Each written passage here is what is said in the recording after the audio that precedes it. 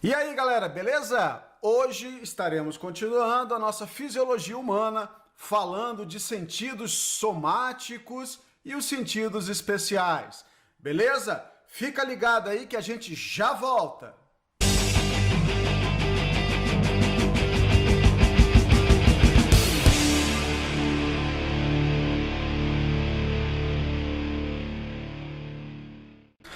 Então, gente, hoje estaremos falando sobre sentidos somáticos e especiais.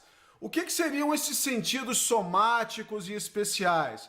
É aquilo que nós chamamos de sentidos de maneira geral. O tato, o paladar, a questão do olfato, a audição, a visão e tudo aquilo que o seu organismo acaba sentindo como um todo. Para que a gente possa entender, na realidade, o nosso sistema nervoso entender o que está acontecendo, eu tenho receptores, tá? Sensoriais diferenciados. Então, o que acontece com esses receptores sensoriais diferenciados? Eles captam, tá, as informações do ambiente ou até mesmo informações internas, transformam isso, é claro, num impulso nervoso e enviam para o seu cérebro, né, o seu encéfalo. E aí o que vai acontecer lá? De acordo com o receptor que foi sensibilizado, a intensidade com a qual ele foi sensibilizado, o teu organismo consegue definir e diferenciar a sensação que foi estimulada, né, que chegou até o teu organismo, e ele consegue fazer todo esse trabalhar com essas informações para que você possa devolver uma resposta, né? Então a gente vai ter, por exemplo, os mecanorreceptores. O que são mecanorreceptores? São receptores que vão capturar pressão, tato. Então o teu organismo consegue diferenciar se tem alguma coisa pressionando sobre ele. Você consegue detectar se tem alguma coisa passando aí em cima dos cabelinhos do seu braço. Por quê? Porque o teu organismo consegue capturar esse tipo de informação. Tá, professor, mas por que eu tenho que saber se tem alguma coisinha em cima dos cabelinhos do meu braço? Defesa, querido. Você não sabe o que está acontecendo ali. Pode ser um inseto, pode ser, sei lá, talvez um parasita, né? Um inseto parasita. Então, teu organismo tem que te avisar. Olha, tem um troço aí que está prestes a te picar, que está prestes a te morder aí. Tem que tirar esse troço daí. Então, o teu organismo tem que saber diferenciar isso. Se tem alguma coisa pressionando o tecido, porque dependendo do tipo de pressão pode causar algum tipo de lesão, então o teu organismo tem que saber diferenciar. Então, são os mecanorreceptores. Detectam, então, essas sensações chamadas de mecânicas. Os termorreceptores vão capturar o calor, o frio, tá? Então, nosso organismo consegue detectar desde frio extremo a calor extremo. Só que essas nuances que vão acontecendo, quando elas começam a chegar nas extremidades, né, das sensações, já começa também ter uma estimulação de dor, né? Porque o teu organismo vai perceber que aquele calor extremo ou aquele frio extremo já está começando a provocar lesões. E aí o teu organismo já começa, olha, tira a mão daí que está quente demais, tira a mão daí que está frio demais. Então o teu organismo consegue diferenciar esse calor e frio aí. Os nossos receptores, nociceptores, são os receptores de dor. Tá? Então o teu organismo consegue entender se é uma dor mais intensa, uma dor mais moderada. O teu organismo consegue entender se é algo agudo ou é crônico. Só que tem um negócio interessante. A gente vai ver mais adiante que todos os receptores, tá, com exceção dos nociceptores, são adaptáveis. Tá? Então eles se adaptam à sensação até certo ponto. Já os receptores de dor não. Tá? Porque dor significa alguma coisa estranha no teu organismo, alguma coisa que está lesionando, vamos falar assim, o seu organismo. Então ele não pode se sensibilizar, porque ele tem que estar continuamente avisando o teu sistema nervoso, olha, tira a mão daí porque está doendo, olha, tem alguma coisa doendo, tem alguma coisa lesionando. Então dor não se adapta. Os analgésicos, né, medicamentos aí para retirar a dor, eles até vão amenizar essa questão dessa sensibilização, mas o teu organismo sabe que tem alguma coisa errada, tá? Então a gente pode até tomar um medicamento para retirar a dor de cabeça, né, aquela cefaleia que você tá, só que eu preciso saber por que eu fiquei com ela, tá? Então não adianta eu ficar, como diz, tentando ver as razões que o meu corpo tirar, vamos falar assim, a dor, mas eu preciso descobrir por que o meu corpo está doendo. Então a causa é importante. Não basta eu simplesmente tirar a dor sem saber o que causou. Legal? Os receptores eletromagnéticos, né, os fotorreceptores, são aqueles que capturam a luz. Tá? Então a gente vai ter lá na nossa retina os cones, os bastonetes, que nós vamos ver um pouco mais à frente. E os quimiorreceptores, então vai detectar toda essa questão de paladar, vai detectar toda essa parte de olfato, mas internos a gente também tem. Tá? Verificação de pH sanguíneo, tudo isso o teu organismo consegue detectar. Então essas variações que vão acontecendo vão ser processadas pelo teu sistema nervoso central e nós vamos ter uma resposta para essas variações aí. Como eu falei para vocês, nós temos aí uma chamada sensibilidade diferenciada. O teu organismo tem que saber o que é pressão, o que é dor, o que é luz, o que é alguma sensação de queimadura química, né? Vamos falar assim. Então, o teu organismo tem que saber disso, tá? Então, para ele poder trabalhar com esse tipo de informações. Então, alguns tipos de informações que chegam para vocês tem que ser, tem que chegar com mais intensidade, tem que ter uma sensibilidade muito maior do que outros receptores. Então, você consegue, por exemplo, detectar se tem alguma coisa pressionando a sua pele, né, de uma maneira mais suave ou de uma maneira mais intensa. O teu organismo consegue diferenciar isso por causa dos receptores. E aí vai uma curiosidade interessante. O problema da hanseníase, né, ou a popular lepra, qual é o problema? É a destruição desses receptores sensoriais, né?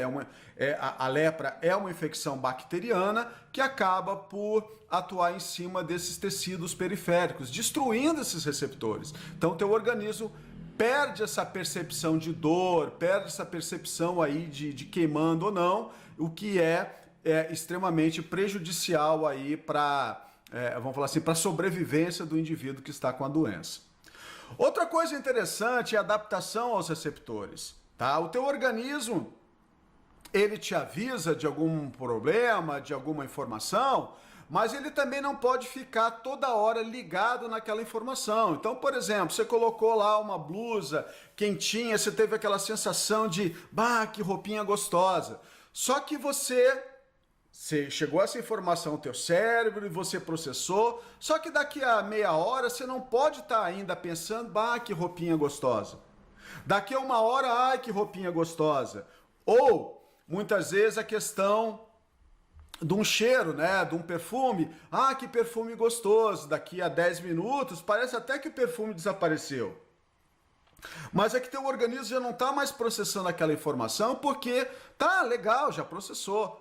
Agora, esse é um problema da questão do perfume. Se você sentiu o perfume, daqui a pouco não tem mais o cheirinho, você vai lá dar mais uma calibrada no perfume. Vai durar mais um tempinho, quer dizer, sensibiliza os receptores, mas eles se adaptam, tá? A informação. Daqui a pouco desaparece o cheiro de novo. Então, se você ficar toda hora calibrando, né, o perfume, né, quando você estiver saindo da sua casa, né, você entrou num carro, chegou, né, ao lugar onde você estava indo, a galera já vai saber que você chegou, porque já vai chegar aquela nuvem, né, de perfume ao seu redor, aquela nuvem de cheiro, né, que as pessoas vão detectar e você nem sente mais, ok? É a mesma coisa do cheiro da comida, né? Você tá ali na cozinha preparando o seu alimento, você sente o cheiro inicialmente, mas daqui a pouco parece que tá tudo igual. E aí quando você sai da cozinha e volta para a cozinha, você vê, bah, que cheirinho gostoso da comida. Então por quê? Porque você modifica, né, toda essa recepção de sensações aí que você tem, de estímulos aí, ok? Falando aí então da visão, tá? o nosso olho ele é formado por 3 camadas, tá? A esclerótica ou esclera, a coroide e a retina, tá? De fora para dentro, tá? A projeção da esclerótica ou esclera aqui na frente é o que a gente chama da córnea, tá? Que a gente vai ver que tem um problema de visão relacionado à córnea, chamado de astigmatismo, tá? Aqui na nossa retina, a parte mais interna, né, do seu olho altamente vascularizada, é nela que estão os cones e bastonetes, tá? Que são os receptores da luz, né, que vão converter essa luz num impulso nervoso. Nós vamos encontrar a abertura, né, o colorido dos seus olhos, que nós vamos chamar de íris, tá? E a abertura da íris, que nós chamamos de pupila, que é a abertura, né, da íris que vai regular a entrada de luz dentro dos seus olhos. Entre aqui a córnea e a íris, nós temos o chamado humor aquoso, tá? Lá dentro dos seus olhos você tem o humor vítreo, tá? Então tem uma diferenciação aí, basicamente, no preenchimento aí dos seus olhos. A abertura da íris e a pupila, nós temos os músculos ciliares que vão trabalhar com essa abertura da pupila, tá? E também a questão do dimensionamento aqui da estrutura da sua lente, né? Vamos falar a lente principal, que é o cristalino, tá? Então ele vai trabalhar, tá? Ele vai trabalhar para fazer com que a luz seja direcionada até a retina. Então, a gente vai ver ali na questão da visão, do mecanismo dos problemas que acontecem na visão. Se a luz chegar antes da retina, quer dizer, o ponto focal dela se der antes da retina, o que acontece? A gente vai ter todo um processo de visão desfocada, né? Ou então, se a gente tiver o ponto focal como se estivesse sendo formado atrás da retina, a gente também tem um problema. É claro que a luz não atravessa a retina, tá? A luz chega até a retina, mas o ponto focal, quer dizer, a luz, né? Então os feixes luminosos estariam se encontrando lá atrás da retina. É claro que não vão se encontrar lá, mas é como se estivesse se encontrando, e a gente então vai ter uma visão aí problemática que a gente vai ver. A gente vai ter o chamado nervo óptico, que vai estar inserido aqui na retina, tá? E nós vamos ter o que a gente chama de fóvea, tá? A fóvea é uma região de acuidade visual. Quando você quer detalhes, quando você quer verificar o detalhe de um objeto, né, para perceber mesmo a textura dele, toda a parte de visão de raios luminosos aí são direcionados para a fóvea. Então você tem uma região de acuidade visual, tá? Isso é automático, tá? Isso é automático, você não tem que agora, joga a luz lá em cima da fóvea. Não, é automático. Teu organismo define isso. E essa região que você tem aqui chamada de ponto cego, tá? É o local de inserção do nervo óptico. Então aqui não se forma imagem, tá? Você não tem cones nem bastonetes aqui. Então o que o teu organismo faz? Essa região do ponto cego, se nós estivéssemos olhando a imagem como um todo, ficaria lá literalmente uma falha no processo de formação da imagem. Tá? Porque é como se você tivesse lá essa tela aí e numa determinada região aparecesse um ponto preto, tá? Sem formação de imagem, tá? Porque é a questão da inserção do nervo óptico, lugar de inserção do nervo óptico. Só que aí o que nós temos? Nós temos um sistema nervoso tão eficiente que ele completa a imagem para você. Então a gente nem vai perceber que tem alguma falha na imagem, porque o sistema nervoso ele completa isso para você. Então isso é interessante, tá?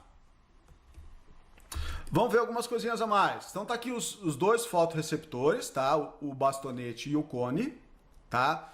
Comum aparecer nos exercícios que os bastonetes, eles capturam a luz aí nos tons de cinza, branco, preto, cinza, tá?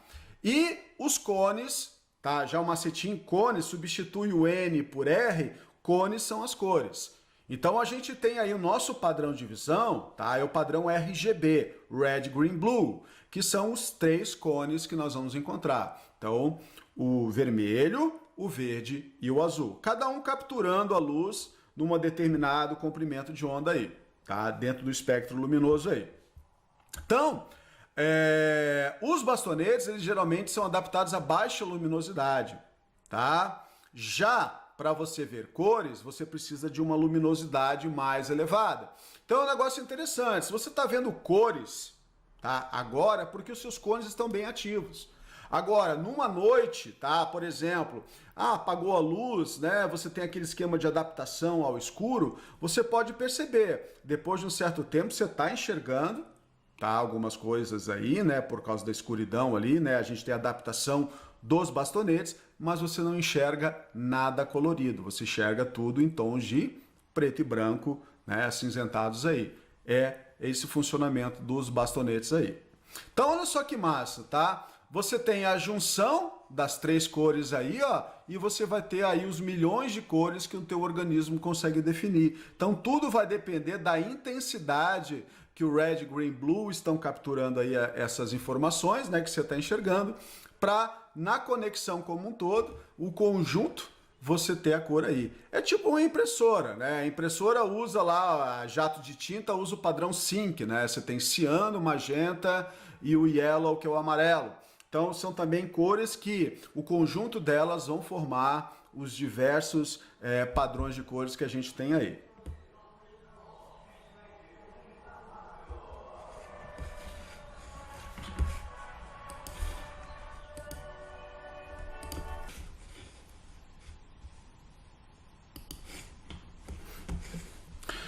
Então, galera, vamos lá então. Continuando aí, a gente tem, muitos de vocês são bastante novos, tá? E não tiveram contato, tá, com a tal da máquina fotográfica, tá? Onde você tinha um filme fotográfico, tá? Você tinha lá uma espécie de um plástico que tinha uma emulsão naquele chamado filme, e aquilo ali capturava as informações, né, do ambiente, né? O que a gente chamava depois, quando fosse revelado, aquilo ali seria um tal de negativo, e depois a gente faria a impressão da fotografia a partir daquela estrutura.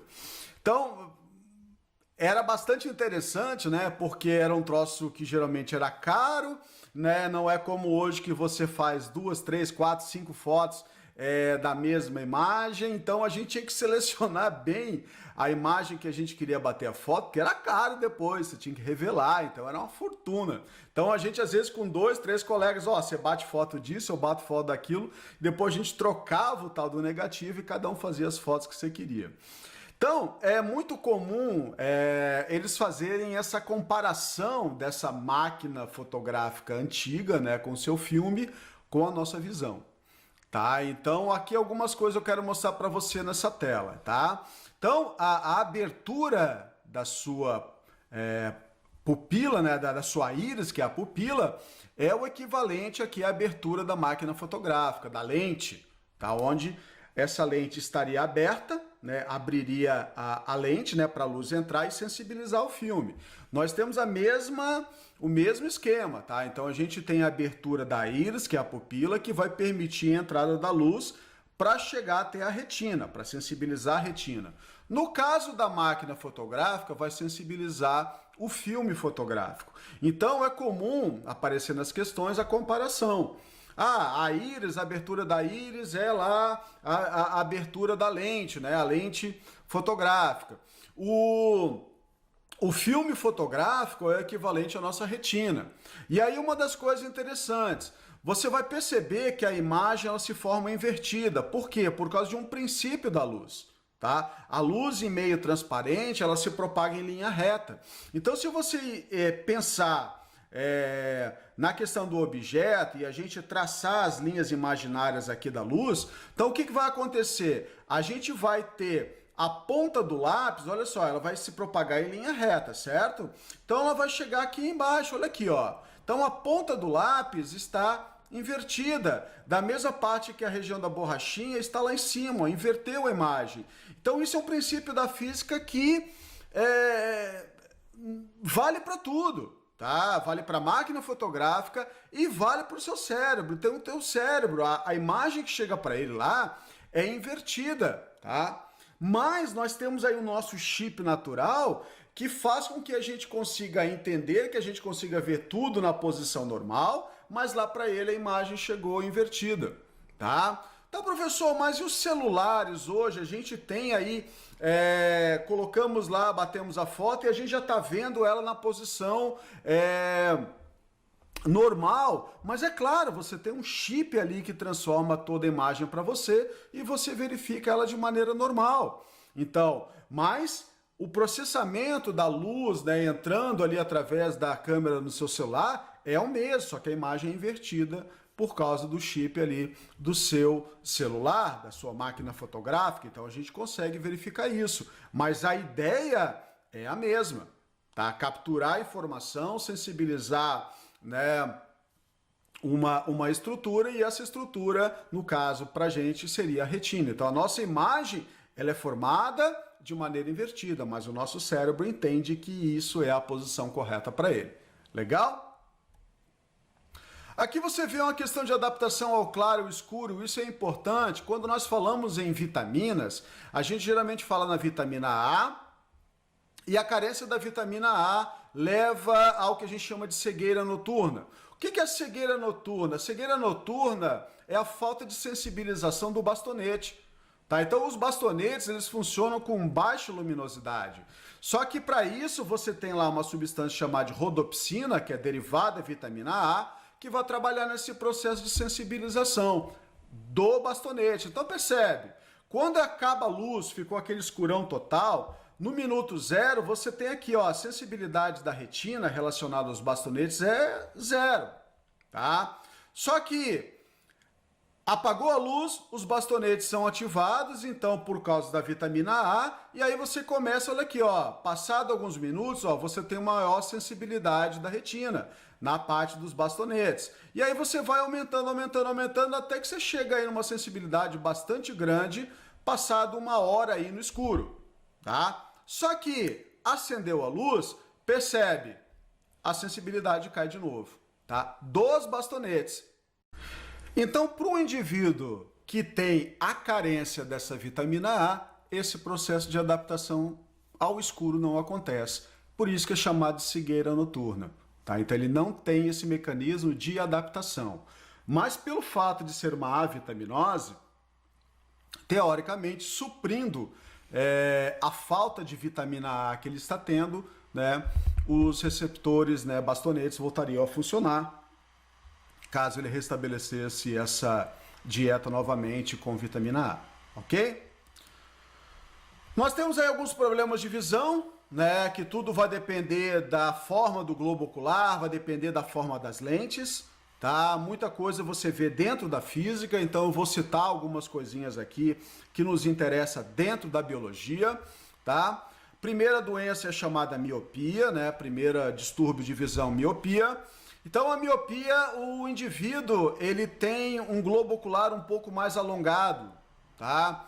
Então a imagem, teoricamente, ela se forma antes da retina, tá? Então a imagem onde você tem enxergar coisas perto, ela funciona legal, tá? Mas para longe eu preciso fazer com que os raios atinjam melhor aqui, ó, a questão da retina.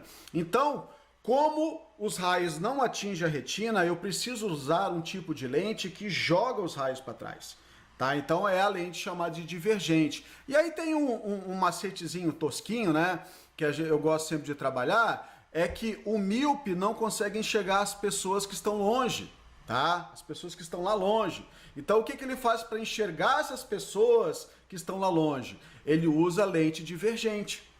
Tá? Então a lente divergente, tá? Ele consegue enxergar quem está longe dele aí. Então miopia é preciso de uma lente divergente, jogar os raios para trás. Na hipermetropia, né, nós já vamos ter um problema com objetos próximos. Então o indivíduo já tem um olho menor, né, ou o cristalino dele está mais achatado. Então o que vai acontecer? Eu preciso fazer com que aqueles raios luminosos que teoricamente vão se encontrar, né, no ponto focal atrás da retina, não vai atravessar o olho, mas eu preciso trazer eles para cima da retina. Então o que eu vou fazer? Eu vou utilizar uma lente convergente, tá? Professor, eu posso ter os dois tipos de problema? Pode. Só você ficar velho, você vai ver que você vai ter todos esses tipos de problemas aí. Já não enxerga longe, já não enxerga perto. Então hoje você tem que, né, como é o meu caso, eu acabo utilizando um óculos multifocal. Eu enxergo para longe, enxergo para perto. Então nos olhos, né, na lente ali, a parte de cima da minha lente é para enxergar longe. Então quando eu quero enxergar longe, eu direciono meus olhos para a parte de cima da lente. Quando eu preciso ler alguma coisa, eu já direciono para a parte de baixo. Então, né, antes não era como aquele óculos de vó, né, que a gente via bem a questão da divisão da parte para longe, a parte para perto. Hoje a tecnologia já deixou tudo junto numa lente só, sem essa divisão, mas os olhos precisam ainda direcionar esse tipo de visão, tá? Então na hipermetropia, né, que também vai acontecer na hipermetropia, no caso a visão cansada, tá? Então a gente vai ter a necessidade desse óculos para perto, tá? Dessas lentes convergentes aí. No astigmatismo, a gente já tem um problema na córnea, tá? A gente tem problemas de desvio na córnea. Então, nesse problema de desvio na córnea, a gente tem a questão da lente cilíndrica para poder resolver esses desvios que a gente acaba tendo por causa do astigmatismo. Então, o astigmatismo, quando a gente está enxergando, está lendo alguma coisa, a gente vai perceber que tem foco fora de foco, foco fora de foco. Então, já é um problema de astigmatismo, então a gente já tem que fazer essa correção. Então, na mesma lente que você está tendo lá para longe, para perto, também já é corrigido o astigmatismo. Problema de glaucoma. Já o glaucoma já é um problema de pressão intraocular, tá? Aqui na região do humor vítreo, tá? O aumento da pressão aqui dentro, né, vai fazer com que a retina seja lesionada. Tá? Então essa pressão em cima da retina pode levar a um quadro de cegueira. Então o glaucoma ele está associado aí com problemas de pressão alta, né? Então você vai perceber lá o seu pai, a sua mãe, né? O seu avô está com problema de pressão alta, a hipertensão arterial, né? No caso, o nome correto dela. E aí você vai perceber que ele também utiliza ali uns colíriozinhos para diminuir a pressão intraocular, tá? Por quê? Porque se ele permitir que essa pressão fique elevada, gera, no caso, o problema de glaucoma e pode levar ao quadro de cegueira, tá?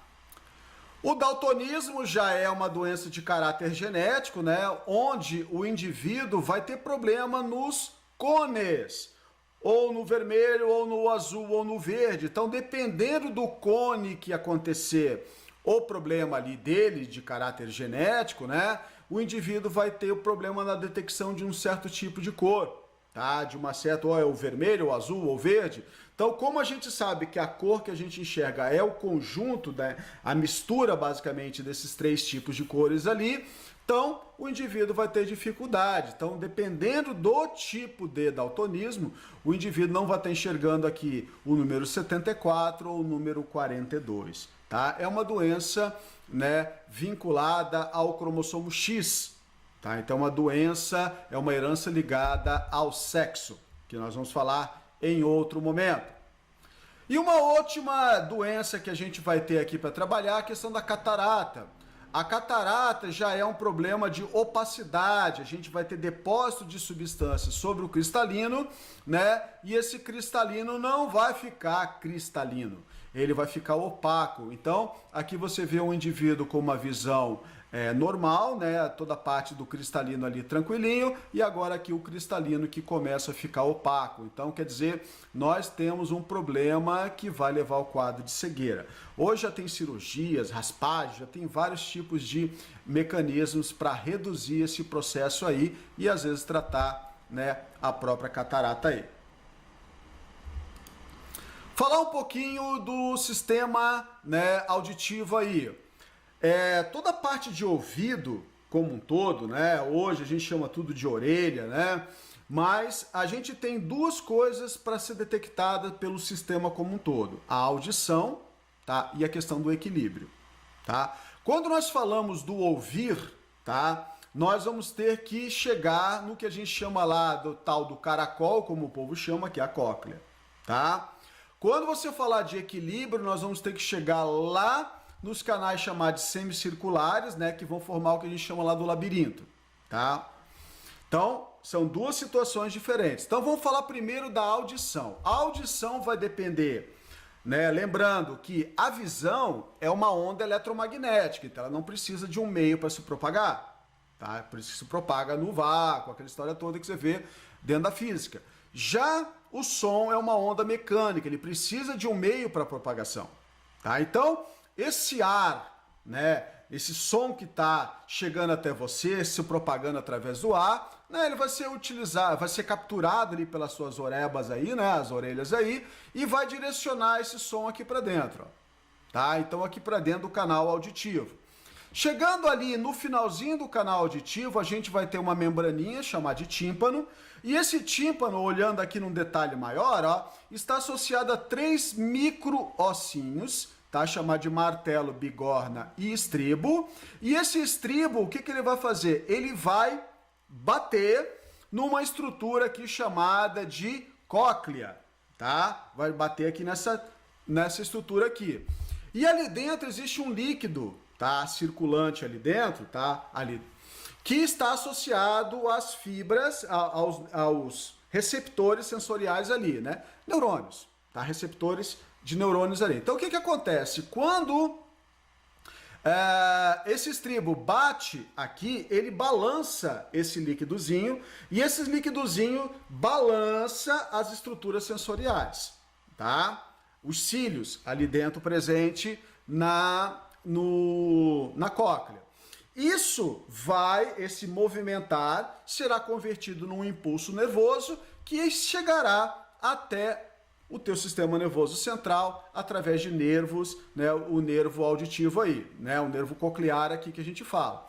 Então, o que que acontece? É uma onda mecânica, eu tenho que bater para chacoalhar esse líquidozinho e essas células ciliadas ali dentro, né, balançarem com esse líquido, tá? Essa endolinfa que a gente acaba chamando ali. E aí o que acontece? Esse movimentar dessas células ciliadas é transformado no impulso nervoso. E o impulso nervoso é que chega ao teu encéfalo lá e ele processa esse tipo de informação. Então, olha só, nós podemos ter em cima disso 2 tipos de surdez, tá?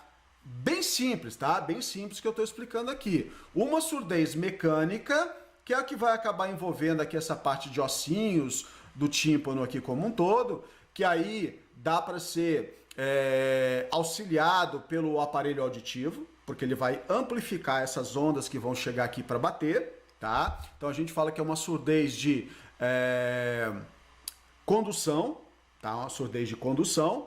Mas agora, se o problema for neural, aí o negócio fica mais complicado. Hoje nós estamos vendo aí com a tecnologia de implantes, de chips lá no indivíduo lá, para o indivíduo voltar a ouvir, né, até voltando a enxergar. Então, a gente tem hoje toda uma tecnologia, mas vamos lá, se não tem acesso ainda a isso para todos, quando o problema é envolvendo nervos ou então a própria cóclea ali dentro, aí o problema já fica mais complicado. O aparelho auditivo já não vai dar conta daquilo que a gente precisa.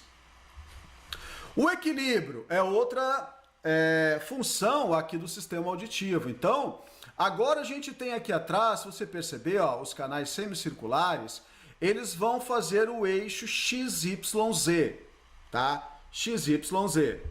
Y, o Z e o X. Para que serve esse canal e todo o líquido que está ali dentro? Para você saber, para o teu sistema nervoso saber onde está a tua cabeça. Tá? Literalmente o posicionamento da sua cabeça. Se você tentar andar, por exemplo, com a cabeça totalmente para cima ou totalmente para baixo, para o lado, uma coisa, você vai ver que você não tem um equilíbrio. Tá? Mas o teu organismo entende, tá? Através de toda a parte de endolinfa circulando ali dentro, se você está em movimento, onde é que está a sua cabeça e assim por diante. E aí a gente vê aquela brincadeira, né, que a gente fazia de rodar, e de repente você perde o equilíbrio. O que que acontece? A inércia aí dentro, tá?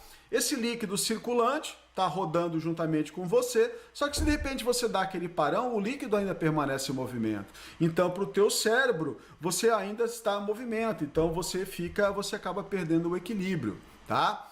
Quando você tem um processo inflamatório aí dentro, tá? Você desenvolve o quadro de labirintite.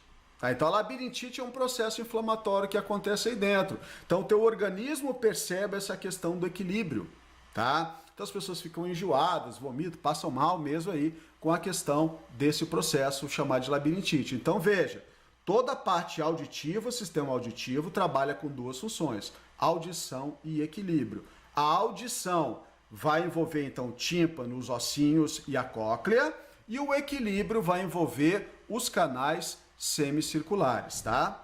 Tudo bem? O paladar. O paladar, relacionado principalmente aí à questão da língua, né? Para que serve a sua língua, né? Para sentir textura do alimento, tá? Para facilitar todo o processo de deglutição. Mas você consegue sentir se está quente, se está frio, você consegue saber o sabor da sua língua, né? Do alimento sobre a sua língua. Então, mas como é que isso o teu cérebro entende? O teu cérebro entende sempre com o impulso nervoso. Então, por exemplo, você vê aqui, ó, nessa fotografia, nesse desenho aqui do canto, você tem a substância vai ser capturada, né, na superfície da língua, e aí o que nós vamos ter? Toda a parte de substâncias, né, que estão em contato com essas estruturas sensoriais, que são as papilas, né, as papilas circunvaladas, filiformes, fungiformes, folhadas, que são as estruturas sobre a sua língua. Tudo isso vai ser convertido num impulso nervoso e vai chegar ao seu cérebro. Então, não chega a pizza no seu cérebro, chega o impulso nervoso gerado do contato daquela pizza, com aquele sabor, né, com a sua língua, e essa transformação no impulso nervoso chegando até o seu cérebro aí. Hoje, com relação à Covid, até o paladar está sendo afetado, tá? Então fiquem ligados aí. A gente costumou convencionar que algumas regiões da sua língua capturam melhor determinados tipos de sensações, né? Então, de sabores, vamos falar assim. Então, a ponta da sua língua capturaria melhor o doce, tá? A lateral, aqui anterior, o salgado. A parte posterior, um pouco mais o ácido. E lá atrás, o amargo. Lembrando que ácido é o suco de limão, o vinagre, enquanto que amargo é o café sem açúcar. Então, nós temos sempre agora os receptores, né, transformando essas substâncias químicas em contato com a sua língua, né, a sensibilização a partir delas, transformando isso num impulso nervoso, tá? A mesma coisa com o olfato, né? Então a gente vai ter toda a parte ali dentro do seu nariz ali, do chamado da parte da mucosa olfatória, e a gente vai ter toda a parte do bulbo olfatório, que também faz a mesma coisa, vai transformar essas partículas, né, essas substâncias que estão suspensas aí no ar que você inspira, que você está respirando aí, e isso, ao atingir toda essa parte da mucosa ali, vai fazer o quê? Vai sensibilizar toda a parte de células, né, sensoriais, e isso vai ser transformado em impulsos nervosos. E esses impulsos nervosos vão fazer o quê? Vão se encaminhar para o teu encéfalo como um todo, para regiões específicas do seu cérebro. E aí o que acontece? A associação do olfato, da visão, da questão do paladar, todo esse conjunto te faz o quê? A entender que você está comendo um alimento mais saboroso, menos saboroso, um alimento diferenciado ou não diferenciado.